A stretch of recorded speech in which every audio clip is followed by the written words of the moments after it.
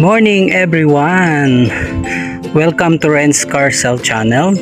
Sa araw po nito tayo ay nag-install ng bracket at ng frame ng solar panels po natin.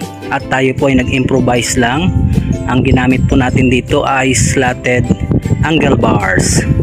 So ito po, good for 6 panels po ito ang ginagawa po natin. So abangan po natin hanggang matapos ang ating video na ito sa pag-install ng solar panels. Good day everyone! Ganyan po kalawak ang ating nilatagan. Halos bubong po kasi 21 panels po ang ilalagay natin.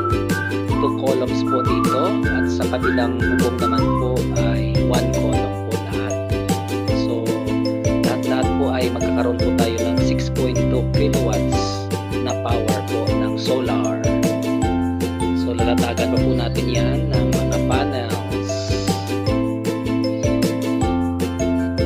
Yan po yung mga slatted angle bars na ating materials. Yan na po ang first array po natin.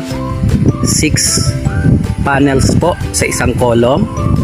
At doon po ang second column naman po na another 6. Yan. Tapos doon naman po sa kabilang bubong ang another 6. Yan, another 6 column po ng ating solar panel. So lahat-lahat po yan ay magiging 21 panels ang bubong po natin. So halos mapupuno po natin lahat ito. So in-install po natin. Maya-maya ay matatapos na po ito. Abangan po ang next video po natin.